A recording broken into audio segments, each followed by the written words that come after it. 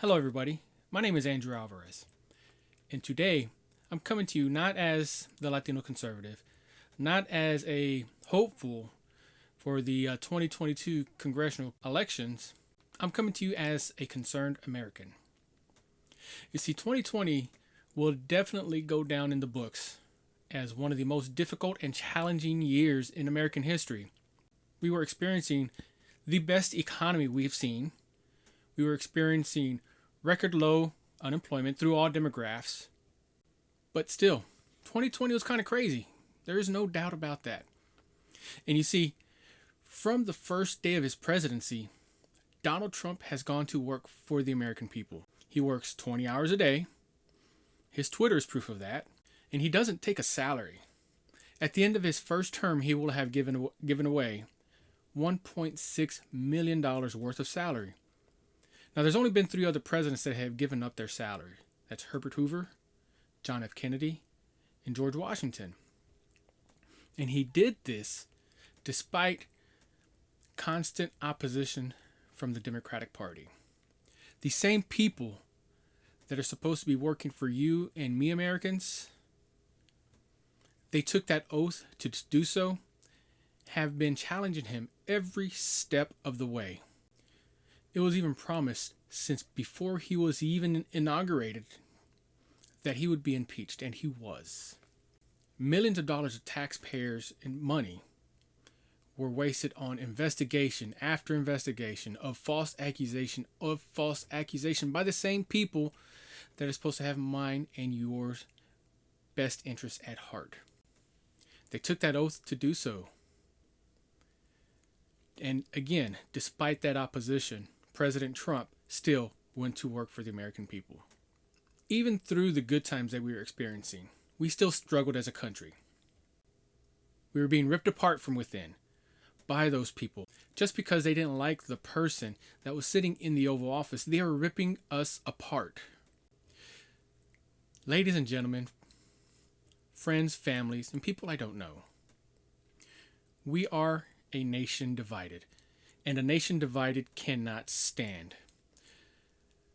The people that are dividing us are the Democratic Party, and they're driving that proverbial wedge so far deep into the social fabric of America that there's almost no coming back from that.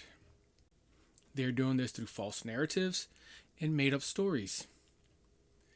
But again, still, despite all of that opposition, President Trump is still working for the American people. So I will say, go out and vote. Vote for the person who has true American values and true American people at heart. And allowing the Democratic Party to take command of the White House will totally undo everything that President Donald Trump has done so far for this country. It would allow the party that calls fires, that calls broken windows, torn down stores, a peaceful protest. It would put in charge that party, that same party that has driven that wedge so far deep into the American fabric. And it would also put in charge the party that is seeking to take away money from the brave men and women who are protecting our city streets. They're keeping our counties, our parishes, and our states safe. So I'll echo, yes, go out and vote. Vote like our lives depend on it, because they literally and physically do. Vote for the person who has done more in less than 4 years than the politician who has been in office over 40 years and hasn't accomplished much. Joe Biden's plan, for example, for the coronavirus is the same thing Donald Trump is already saying. And that coronavirus, it hit us hard. It turned this world upside down in the beginning of 2020. It caused a global pandemic. And to help mitigate the spread in the United States, Donald Trump instituted a travel ban. That travel ban saved who knows how many lives. Yet he was criticized for that. He was criticized for keeping people out of the country from high-risk spots. He was condemned and opposed every step of that way. Yet, despite that opposition, Donald Trump went to work for the American people. And again, I will echo, vote like our lives depend on it. While the Democratic Party purposefully stalls financial aid to those who lost their job because of this pandemic, President Trump, again, went to work for the American people. He ensured American people were still able to pay their bills, even though they might have lost their jobs because of a pandemic that they had no control over. He ensured Americans aren't going to lose their homes. Basic necessities of life is what he was able to ensure that Americans were able to attain, while the Democratic Party recessed Congress, sent them home to go raise their own funds. While millions of Americans were struggling to make ends meet, Democrats were out raising funds for their own campaigns to get reelected. So again, I will echo, vote like our lives depend on it. Also early in the year, many people went out in protest of the horrific actions that took place against George Floyd, Breonna Taylor, and every other single life that has experienced oppression, racism, social injustice, myself included. I've been victim of that. And out of the many that were rightfully, peacefully, and respectfully protesting came a few. These few sought to incite violence and sought to incite fear, and they did so. These people tore down shops, set fires, and made it harder for the people who were already struggling to make ends meet, made it harder for them to continue on with their lives through this violence, through this fear. People died because of this action that was taken.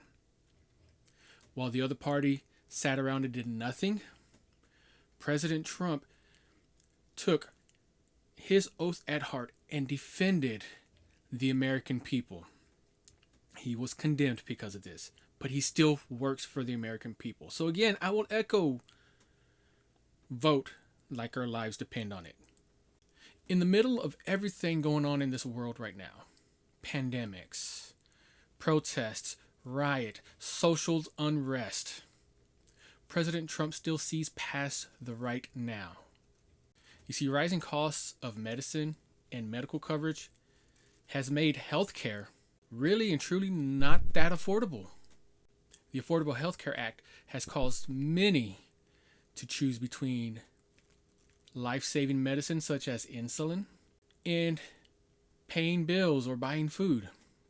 Insulin can cost over $400 or $500 a month if you don't have the right insurance or if you haven't met your copay. And I know this again personally because I have experienced that. In the midst of everything going on, all of the craziness, Donald Trump has still managed to put a cap on those, to cap the high price of life-saving medicine to make it more affordable for Americans and for people in general. So again, I will echo the words, vote like our lives depend on it. Fellow Americans, in just over 3 months, we will have the civic duty to go and make that life-saving vote. If you're not registered to vote, check with your local and your state office, get registered, but it doesn't stop there. Simply registering to vote is not enough. I know. Many of us have made that choice already as to who we would like to see in the Oval Office, and a simple video will not change many minds at all. This is a plea, though, to those who have made that choice, go out and vote. Vote for that choice. This is also a plea to those who might not have made that choice to vote for Donald Trump. Go out and vote. Make our voices heard. That vote happens on November 3rd. So again, I say, go out and vote. Cast that life-saving vote. Take your voter ID. Take your government ID. Go out to the polls and cast your vote. Cast your vote for Donald Trump. Because, as I'll echo one more time, our lives literally and physically depend on it. Thank you.